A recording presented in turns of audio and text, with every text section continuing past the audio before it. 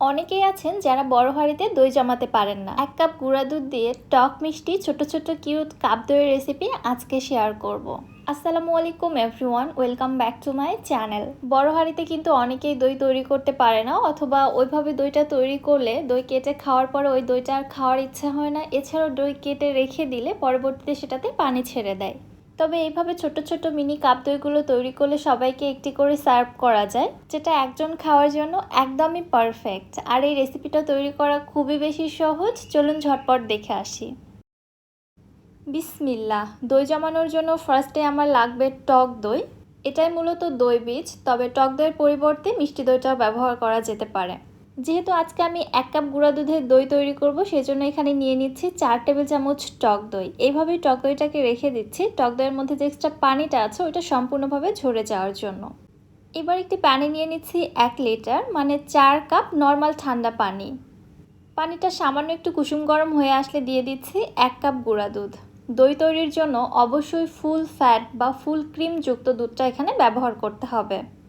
নেড়েচেড়ে গুঁড়া দুধটা পানির সঙ্গে মিশিয়ে দুধে জাস্ট একটি বলক উঠিয়ে নিব। এই পর্যায়ে জাল করে এটাকে ঘন করার কোনো প্রয়োজন নেই, জাস্ট বলক উঠিয়ে নিয়ে দুধটা আমি চুলা থেকে নামিয়ে এক সাইডে রেখে দিচ্ছি। আবার অন্য একটি প্যানে নিয়ে নিচ্ছি হাফ কাপ চিনি। দইয়ের যে সুন্দর একটা নিজস্ব কালার রয়েছে ওই কালারটা আনার জন্য এখানে ক্যারামেল তৈরি করতে হবে। কিছুক্ষণ অপেক্ষা করেছি, যখন দেখবেন চিনিটা মেল্ট হয়ে এরকম ক্যারামেলের কালার আসতে শুরু করেছে ঠিক ওই পর্যায়ে অনবরত নেড়েচেড়ে যেতে হবে। চুলার হিট এই পর্যায়ে একদম লোতে রয়েছে। যখন ক্যারামেলের মধ্যে ঠিক সুন্দর এরকম একটা কালার আসবে, মানে নিজের পছন্দ মতো, ঠিক ওই পর্যায়ে আমি এর মধ্যে ফুটিয়ে রাখা দুধটা ঢেলে দিচ্ছি। দুধটা কিন্তু এখনও গরম আছে। গরম দুধ ক্যারামেলের মধ্যে ঢেলে দিলে ক্যারামেল জমাট বাঁধার কোনো ভয় বা চান্স কোনো কিছুই থাকে না। আর আপনারা যদি ঠান্ডা দুধ ক্যারামেলের মধ্যে ঢেলে দেন সেই ক্ষেত্রে ক্যারামেলটা কিন্তু জমাট বেঁধে যায়। তবে ওই ক্ষেত্রেও ভয় পাবার কিছু নেই, নেড়ে নিতে নিতেই কিন্তু ক্যারামেলটা গলে সুন্দর একটা কালার চলে আসে। এবারে অনবরত নেড়ে চেড়ে দুধটা জাল করে আমি 4 কাপ দুধকে জ্বালিয়ে 3 কাপ করে নিব। এতে করে দইয়ের টেস্টটা যেমন বেড়ে যাবে, এতে করে দইটা অনেক বেশি ক্রিমি এবং রিচ হবে। আপনারা চাইলে এই সেম রেসিপি ফলো করে লিকুইড দুধ দিয়েও দইটা জমাতে পারবেন। দুধটা জাল করে যখন 3 কাপ হয়ে গেছে তখন আমি চুলাটা অফ করে দিয়েছি এবং এইভাবে অনবরত নেড়েচেড়ে দুধটাকে ঠান্ডা করে নিচ্ছি। মানে একেবারে ঠান্ডা না, দুধটাকে কুসুম গরম করে নিতে হবে। আর দই জমানোর জন্য বা দই বসানোর জন্য আমি এখানে ছোট্ট ছোট্ট কিউট মাটির হাঁড়ি বা কাপ নিয়েছি। এইভাবে কাপ দইগুলো তৈরি করলে খুব অল্প সময়ের মধ্যে দই জমানো যায়। এছাড়াও এটা আমার কাছে দেখতেও খুবই বেশি ভালো লাগে এবং গেস্টকেও সার্ভ করা কিন্তু অনেক বেশি সুবিধার হয়। মাটির হাঁড়িগুলো সুন্দর করে পরিষ্কার করে একদম শুকিয়ে নিয়েছি। হাঁড়ি বা কাপ ভেজা থাকলে কিন্তু দই পারফেক্ট হতে চায় না, একদম পরিপূর্ণ শুকনো রাখতে হবে। এইদিকে পানি ঝরতে রাখা টক দই থেকে পুরোপুরিভাবে পানি ঝরিয়ে গেছে। আমি এবার টক দইটাকে অন্য একটি বাটির মধ্যে নিয়ে খুব ভালোভাবে ফেটিয়ে নিচ্ছি। টক দইয়ের মধ্যে যেন কোনো দলা বা লাম্পস কিচ্ছু না থাকে, ঠিক এরকম একটা ক্রিমি টেক্সচার আসে। অন্যদিকে জাল করে রাখা দুধটাও কিন্তু মোটামুটি ঠান্ডা হয়ে এসেছে। ঠিক এইভাবে নেড়ে আমি দুধটাকে ঠান্ডা করে নিচ্ছি, মানে একেবারে ঠান্ডা হবে না, আমি আপনাদের বুঝিয়ে দিচ্ছি কীরকম ঠান্ডা হবে। আপনার হাতের একটি আঙুল দুধের মধ্যে এভাবে ডিপ করে রাখবেন। 10 সেকেন্ড যদি আপনি এখানে স্টে করতে পারেন আঙুলটা, তাহলে বুঝতে হবে দুধটা একদম পারফেক্ট টেম্পারেচারে চলে আসছে। এটাকে অতিরিক্ত ঠান্ডা করা যাবে না, কুসুম গরমের থেকে হালকা একটু গরম থাকবে। ঠিক এই পর্যায়ে ফেটিয়ে রাখা টক দইটা আমি এর মধ্যে দিয়ে দিচ্ছি। দুধের মিশ্রণটা যদি অনেক বেশি গরম থাকে টক দই দেওয়ার সঙ্গে সঙ্গে দুধটা কিন্তু ফেটে যাবে। এজন্য টেম্পারেচারটা মেনটেন করাও কিন্তু খুবই জরুরি, এটা অনেকেই ভুল করে থাকেন। টক দইটা দুধের সঙ্গে খুব ভালোভাবে মিশিয়ে নিচ্ছি, টক দইয়ের কোনো দলা অংশ যেন কোথাও না থাকে।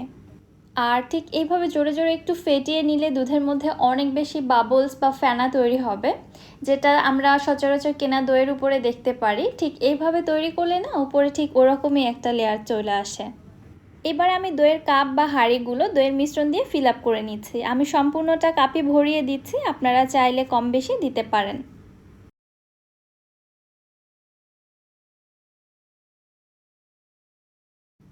এবারে এই কাপের মুখগুলো আমি একটি সিলভার ফয়েল পেপার দিয়ে খুব ভালোভাবে মুড়িয়ে নিচ্ছি। তবে আপনারা চাইলে বড় কোনো ঢাকনা দিয়ে সবগুলো কাপের মুখ একবারেও ঢেকে নিতে পারেন। আমার কাছে এই স্টেপটাই সহজ মনে হয়। সবগুলো কাপ ভালোভাবে সিল করা হয়ে গেছে। এই দইগুলো তৈরি করা কিন্তু খুবই সহজ, এক্সট্রা কোনো প্যারা নেই, জাস্ট উপর থেকে মোটা টাওয়াল দিয়ে ঢেকে দিয়েই দইগুলোকে জমানো যাবে। আমি ছোট ছোট 3টি টাওয়াল দিয়ে উপর থেকে ঢেকে দিচ্ছি। এবারে অপেক্ষা করছি সারা রাতের জন্য। চলে আসলাম পরের দিন সকালে। এবারে আমি আপনাদের চেক করে দেখাবো দইটা জমেছে কি না। মাশাআল্লাহ, দইটা খুবই পারফেক্টলি জমেছে। আমি আগের দিন রাতে দইটা তৈরি করেছি, পরের দিনে আপনাদের দেখাচ্ছি। কাপের সাইজ ছোট হলেও মিনিমাম দই জমানোর জন্য কিন্তু 1 রাত সময় দিতেই হবে। যদি শীতকাল হয় তাহলে তো সময়টা আরও একটু বেশি লাগে, আর গরমকালে খুব দ্রুত জমে যায়।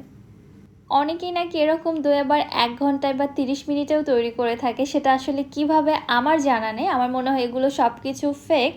আমি আপনাদের যে পদ্ধতি বা যে টাইমটা দিয়েছি, এইভাবে আপনারা দই তৈরি করে দেখবেন, ঠিক আমার মতো এরকম পারফেক্ট দই তৈরি করে নিতে পারবেন। রেসিপিটি আপনার কাছে কেমন লাগলো, আপনাদের জন্য কতটা হেল্পফুল হলো, অবশ্যই আমাকে কমেন্ট করে জানাবেন।